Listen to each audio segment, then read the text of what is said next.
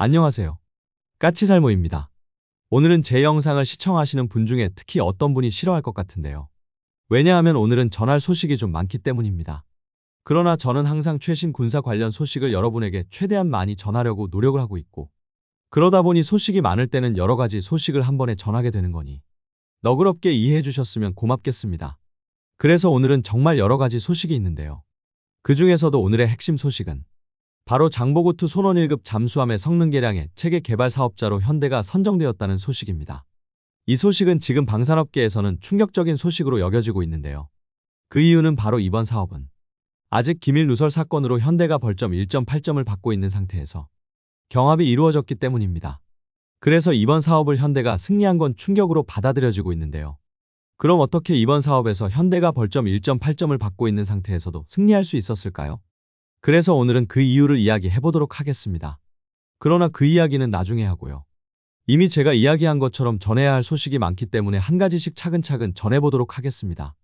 우선 항우연과 한화 이야기를 하지 않고 넘어갈 수가 없는데요. 드디어 누리호 기술 이전에 대해서 항우연과 한화가 합의에 도달해서 계약을 체결했다고 합니다. 솔직히 이 소식은 이야기하지 않을까도 생각을 했었는데요. 왜냐하면 제 영상을 오래 보신 분들은 아시겠지만 저는 항우연도 싫어하고 누리호도 싫어합니다. 저는 누리호가 개발되기 전부터 우리의 우주 발사체는 액체가 아닌 고체가 되어야 한다고 주장을 했었고, 그리고 더욱이 우리 국방과학연구소에서 고체 위성 발사체를 개발하는 걸 항우연 측에서 비난하는 걸 보고서 더 항우연을 싫어하게 되었는데요. 그래서 항우연이나 누리호에는 관심이 전혀 없는 사람입니다. 그러나 제가 관심이 없는 것과 상관없이 제 영상을 보시는 분들은 누리호에 관심이 많은 분들이 많기 때문에 이 소식을 아예 무시하고 넘어갈 수는 없기 때문에 어쩔 수 없이 소식을 전하는 것이고요. 제가 전에 한번 이야기한 적이 있는데요. 항우연에서 개발한 누리호의 기술을 민간업체에 넘기고 앞으로는 그 민간업체에서 누리호를 만들게 될 거라고 이야기했었는데요. 그게 한화에어로스페이스이고 이번 계약 체결은 결론은 항우연이 누리호의 기술을 한화에어로스페이스에 넘기기 위한 합의에 도달했다는 이야기입니다. 그런데 여러분이 알아야 하는 건요. 이번에 항우연이 누리호 기술을 한화에 이전하는 비용으로 받는 돈은 고작해야 240억입니다. 제가 알기로는 항우연이 누리호를 개발하는 데 들어간 비용이 수천억이라고 알고 있는데 정작 이번에 항우연이 한화에게 누리호 기술을 이전하고 받게 되는 돈은 고작 240억입니다. 그리고 더 웃기는 건요. 이미 우리 정부에서는 한화에게 항우연에게서 누리호 기술을 이전받으라고 막대한 지원금을 지급했다는 점입니다. 제가 기억하기로 대략 3천억 정도를 한화에게 주고 항우연에게서 누리호 기술을 이전받으라고 했었는데요. 정작 한화가 항우연에게서 누리호 기술을 이전받는데 지급하기로 한 금액은 240억입니다. 이게 뭐죠? 이상하죠? 누리호 개발에 수천억을 사용하고 이미 한화에게 누리호 기술을 이전받으라고 또 수천억을 줬는데 이게 뭔가요? 결론은 우리는 수천억의 국고를 낭비한 게 아닌가요? 저야 이런 것에 관심이 없으니 왜 일이 되는 건지 이해도 못하겠고 잘 알지도 못하지만 뭔가 이상하긴 합니다. 웃기는 건 요즘 누리호는 개발되고 누리호에 탑재해서 발사할 위성이 없어서 누리호에 탑재해서 발사할 사업을 찾느라고 전전긍긍하는 것 같은데 이게 옳은 건지 모르겠습니다. 물론 저는 항우연도 싫어하고 누리호도 싫어하는 사람이라 이 문제를 부정적으로 보는 거겠지만 이게 과연 옳은 건지는 정말 의문점이 들기는 합니다. 그리고 두 번째 소식은 바로 수리온용 기어박스의 국산화 사업의 1단계인 핵심 부품 국산화를 완료했다고 합니다. 솔직히 저도 이 소식을 듣고 처음에는 좀 헛갈렸는데요. 드디어 기어박스 개발에 성공을 했구나라고 생각을 했습니다. 그런데 기어박스를 개발하는데 성공을 한 건 아니고요. 기어박스에 들어가는 부품 중에서 핵심 부품을 국산화하는데 성공을 한 것이고 2023년부터 2단계 사업을 하고 있고 2단계 사업에서 나머지 부품도 국산화하고 그리고 2단계에서 드디어 완성된 완성품 기어박스를 조립해서 시험을 하게 된다고 합니다. 그래서 저도 처음에 기사를 봤을 때는 드디어 기어박스가 완성이 되었구나 했다가 내용을 보고 아니네 하고 알게 되었습니다. 아무튼 수리온 기어박스의 국산화는 별 문제 없이 진행이 되고 있는 거네요. 그리고 이번에는 좀 안 좋은 소식인데요. 제가 바로 얼마 전에 캐나다에 이어서 폴란드에서도 드디어 한화와 현대가 원팀을 만들기로 했다고 이야기했는데요. 이게 각 사업마다 별도로 원팀을 정하는 것 같습니다. 무슨 말이냐면 현재 우리는 K조선 원팀을 만들기로 하고 해외에 군함 수주를 할 때는 한화와 현대가 경쟁을 하지 않고 한 개의 회사만이 사업에 진출을 해서 국내 업체끼리의 출혈 경쟁을 막기로 했는데요. 그래서 처음으로 원팀을 만든 게 캐나다 사업이었고 그리고 바로 얼마 전에는 폴란드 사업에서도 폴란드의 제안 요청서에 대해서 한화와 현대 두 회사가 제안서를 보내지 않고 한 개의 제안서만 보내기로 했다고 이야기했는데요. 이번에 문제가 되고 있는 건 바로 사우디 해군의 차기 전투함 사업입니다. 현재 사우디는 차기 전투함 도입 사업을 하고 있고, 이게 사우디가 요구하고 있는 아주 독특한 요구 조건 때문에 우리 측에서는 우리가 사업자가 될 가능성이 아주 높다고 보고 있습니다. 그게 무엇이냐면요. 바로 대함탄도미사일 방어 능력입니다. 현재 사우디 해군은 후티 반군이 대함탄도미사일을 활용해서 민간 선박이나 국제연합함대의 군함들을 공격하는 것 때문에 해상에서 탄도미사일 요격이 가능한 함선을 찾고 있습니다. 그런데 문제는 현재 완벽하게 대함탄도미사일 요격 능력을 구현한 나라는 미국뿐입니다. 그러나 사우디가 미국에서 이지스함을 도입할 가능성은 거의 없습니다. 물론 트럼프 문제도 있고요. 그리고 지금 미국은 이제 막 SPY-6 레이더를 배치하고 있기 때문에 SPY-6 레이더를 사우디에 빠른 시간 안에 판매할 가능성도 없기 때문입니다. 그래서 만일 사우디가 굳이 이런 상황에서도 미국의 탄도미사일 요격 시스템을 도입하려 한다면 일본이 도입하고 있는 SPY-7을 도입해야 하지만 SPY-7은 아직 그 성능이 입증되지도 않았고 제대로 된 탄도미사일 요격 시험도 하지 않았죠. 그래서 SPY-7도 사우디가 만족할 만큼의 성능이 입증되려면 아직도 긴 시간이 필요합니다. 그럼 유럽은 어떨까요? 이번에 중동 지역에서 어느 나라였나 기억이 나지 않는데 아스터 미사일을 탑재한 함선이 아스터 미사일을 가지고 후티 반군이 발사한 대함탄도미사일을 방어하는데 성공을 했습니다. 그러나 지금 아스터 미사일은 아직은 본격적인 전용 대함탄도미사일 요격 미사일이 아니고 아직 아스터 시리즈에서 전용 대함탄도미사일 요격 미사일이 나오려면 엄청나게 오래 기다려야 하기는 마찬가지입니다. 그래서 현실적으로 사우디 입장에서는 아직은 개발을 시작하지도 않았지만 우리나라의 대함탄도미사일 요격 미사일을 도입할 가능성이 높습니다. 왜냐하면 우리의 대함탄도미사일 요격 미사일은 지상의 LSAM을 기반으로 하고 있고 현실적으로 실질적으로 이미 사우디는 LSAM을 도입하기로 결정한 거나 마찬가지인 상태이기 때문에 어차피 미국이나 유럽의 대함탄도미사일 요격 미사일을 도입하기 위해서는 오래 기다려야 한다면 그냥 자신들이 이미 도입하기로 한 LSAM과 많은 부분이 호환되는 우리의 시스템을 도입할 가능성이 높기 때문입니다. 그래서 이런 점 때문에 우리나라의 국내 업체들도 사우디는 우리나라에 함선을 도입할 가능성이 높다고 보고 있습니다. 그래서 이미 현대는 자사의 자금을 투자해서 수출형 함선인 HDF-6000을 개발하고 있고 이번 마덱스에서 공개하기도 했습니다. 그리고 저도 이 함선이 성능이 우리가 도입하게 될 KDDX와 거의 같다고 소개하기도 했고요. 무엇보다도 바로 이 사우디 사업 때문에 KDDX를 서둘러야 한다고 제가 주장하기도 한 것입니다. 결론은 현대가 자사의 자금으로 HDF-6000을 개발하고 있지만 현대가 자사의 자금으로 개발하는데도 한계가 있기 때문입니다. 물론 이런 경우 대부분은 추가적인 개발비는 만일 사우디가 현대를 사업자로 정하게 되면 사우디가 지급할 가능성이 높습니다. 한마디로 말해서 만일 이 사업에 현대가 선정이 되면 우리 KDDX의 개발비도 절약될 가능성이 있는 것입니다. 그래서 저는 사우디의 수상함 사업에 현대를 강력히 지지하는데요. 문제는 이번에도 사우디 수상함 사업에서도 현대와 한화가 충돌할 가능성이 높습니다. 한화도 이번 마덱스에서 수출형 수상함으로 4,500톤급 함선을 공개를 했고 이 4,500톤급 함선은 바로 한화 측의 말에 따르면 자신들이 개발하는 울산급 배치포를 기반으로 하고 있다고 합니다. 그런데 이건 좀 어폐가 있는데요. 여러분도 잘 아시겠지만 울산급 배치포는 사실상 울산급 배치3인 충남급을 추가로 건조하는 사업에 불과합니다. 그리고 울산급 배치3는 현대가 개발한 함선입니다. 아니 정확히 말하면 울산급 배치3도 함선의 함체는 울산급 배치2 대구급을 기반으로 하고 이 대구급은 한화오션의 전신인 대우조선에서 개발한 것이긴 하지만요. 아무튼 그렇다고 해도 울산급 배치포를 한화가 개발하고 있다고 하기에는 좀 뭐한 함선이기는 합니다. 그러나 분명한 건 울산급 배치포의 1번함과 2번함은 한화가 수주를 했고 한화는 이 함선을 확대해서 4,500톤급 수출형 수상함을 개발한다고 하고 있고 한화에서는 바로 이 4,500톤급 수출형 함선을 사우디에 제안한다고 합니다. 그래서 이번에도 또 수출 원팀이 붕괴된다는 이야기가 나오고 있습니다. 기본적으로 우리의 전투함 해외 수출은 잠수함은 한화가 그리고 수상함은 현대가 중심이 되기로 원칙을 세웠고 그래서 한화는 어찌 보면 지금 우리나라가 진출하고 있는 전투함 수출 사업에서 가장 규모가 큰 캐나다 잠수함 사업을 따기 위해서 노력하고 있습니다. 그런데 만일 한화가 현대가 중심이 되어야 하는 수상함 사업인 사우디 사업을 포기하지 않으면 정말 어렵게 가고 있는 조선 원팀은 붕괴하게 될 것입니다. 전에 제가 존경하는 분이 저에게 이런 이야기를 했습니다. 조선 원팀은 캐나다 사업에서만 이루어지는 것이고 다른 사업들은 하지 않을 거라고요. 그분 말씀대로 되는 것 같습니다. 이게 우리가 진출하는 해외 전투함 사업마다 양사가 갈등을 겪고 있는데 완전히 살얼음판입니다. 언제 깨질지 모르는 살얼음판입니다.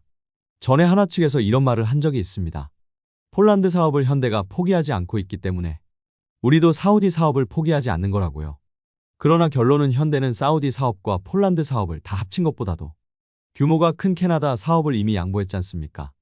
솔직히 현대는 지금 사우디 사업을 따기 위해서 자체 자금까지 써가면서 새로운 선박을 개발하는 중이지만 한화가 지금 사우디에 제안하고 있는 4,500톤급 함선은 결국은 충남급을 기반으로 하는 함선이고 한화는 사우디 사업을 위해서 자금 투자를 많이 하고 있지는 않은 것으로 알고 있습니다.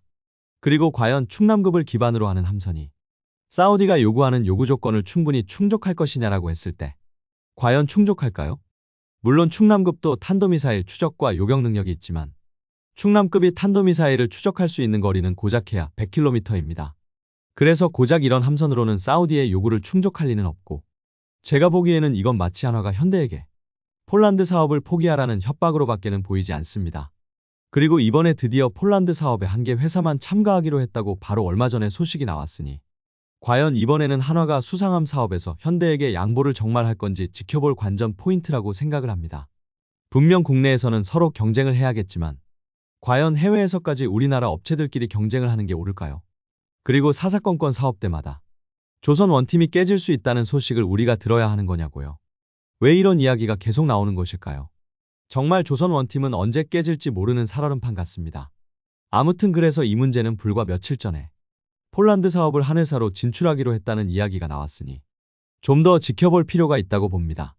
분명한 건 현재 사우디 호위함 사업은 이미 실질적으로 사우디가 엘셈을 도입하기로 했기 때문에 시스템의 호환성 때문에라도 우리의 함선이 선정될 가능성이 높습니다. 그리고 사우디에서의 선정 가능성을 높이기 위해서는 KDDX 사업자를 빨리 정해야 한다고 생각을 하고요.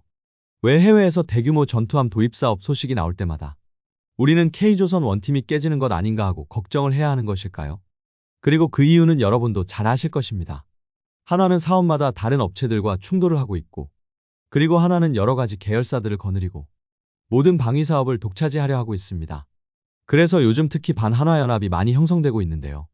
어떻게 보면 장보고2 손원 1급의 개량 사업도 바로 반한화연합의 하나라고 할 수 있을 것입니다. 특히 이번 손원 1급 개량 사업은 아직 현대가 기밀 누설 사건으로 인해서 받은 벌점 1.8점이 남아있는 상태에서 이루어졌고 그래서 많은 사람들은 당연히 이번 사업은 한화가 유리하다고 생각을 했습니다. 그러나 분명한 건 만일 벌점 1.8점이 없었다면 이번 사업은 한화가 아닌 현대가 유리하다고 여겨지고 있었던 사업입니다. 그럼 왜 벌점 1.8점이 없으면 현대가 유리하냐라고 했을 때 여러분도 알겠지만 손원 1급은 독일로부터 도입한 잠수함으로 초도함을 현대가 건조를 했습니다. 그러나 초도함은 각종 소음 문제 등 많은 문제를 일으켰고 심지어는 아직도 해결되지 않은 소음 문제가 남아있을 정도입니다. 그러나 지금 아직 남아있는 소음 문제는 현대의 잘못이 아니라 독일 업체의 잘못으로 그래서 독일 업체는 우리 방사청에게 일정 배상금을 이미 지급한 상태입니다. 그리고 손원 1급 개량 사업이 시작될 때 한화 측에서는 손원 1급에 남아있는 소음 문제를 자신들이 장보고 3를 개발하면서 개발한 기술로 해결할 수 있다고 이야기하기도 했습니다. 그래서 언뜻 보기에는 이번 사업은 장보고 3를 무사히 개발한 한화가 더 유리한 것으로 보입니다만 문제는 이번 사업에 LIG가 일종의 반한화연합의 일환으로 현대와 손을 잡았다는 점입니다. 그럼 이게 무슨 의미일까요? 우선 이번 사업은 전투정보 시스템, 그리고 예인식 선배열 소나, 기뢰탐지 소나, 그리고 부유식 안테나를 탑재하는 개량을 하게 되는 사업인데요. 그럼 하나씩 살펴보면은요. 우선 부유식 안테나는 쉽게 이야기해서 잠수함이 수중에서도 통신이 가능하게 해주는 장치입니다. 일반적으로 디젤 잠수함은 하루에 한 번씩 부상을 해서 안테나를 올리고 위성통신을 통해서 통신을 하는 게 일반적인데요. 그런데 우리의 장보고 3급은 SLBM을 탑재하고 부분적인 전략 임무도 수행을 하는 잠수함입니다. 그래서 필요하다면 언제든지 SLBM을 발사할 수 있게 명령을 내릴 수 있어야 하는데요. 그래서 우리는 수중에서도 통신이 가능한 통신수단이 필요했습니다. 그래서 장보고 3급을 위해서 개발된 게 부유식 안테나입니다. 이 부유식 안테나는 잠수함 세일 구조의 기다란 형태의 VLF 대역의 안테나를 탑재하는 건데요. 쉽게 이야기해서 잠수함 세일에서 수백 미터의 길이의 안테나를 방출해서 수중에서도 장파장 통신을 수신할 수 있게 하는 장치입니다. 그래서 장보고 3급은 이 부유식 안테나로 수중 30에서 40m에서도 미사일 발사 명령을 받을 수 있게 되었습니다. 그러나 제가 전에 이야기한 적이 있지만 지금 손원 1급은 실질적으로 북한에서 작전을 하고 있고 손원 1급이 북한에서 작전을 할 때는 하루에 한 번씩 부상을 해서 위성통신을 하는 것도 위험이 됩니다. 그리고 굳이 그 문제가 아니라고 해도 손원 1급에도 사거리 1500km의 잠대지 순항미사일이 탑재되어 있고 이 순항미사일의 발사명령을 수중에서도 수신할 수 있어야 합니다. 그래서 손원 1급은 이번에 장보고 3와 마찬가지로 세일 구조에 부유식 안테나를 추가하는 개량을 하게 되어 있습니다. 그리고 전투정보 시스템도 이번에 교체되는데요. 손원 1급은 독일에서 개발한 잠수함으로 당연히 전투정보 시스템도 독일제가 탑재되어 있습니다. 그래서 이번 개량에는 전투정보 시스템도 국산으로 교체하게 되는데요. 문제는 수상함의 전투정보 시스템은 한화가 중심이 되고 있다면 잠수함의 전투정보 시스템은 LIG가 중심이 되고 있습니다.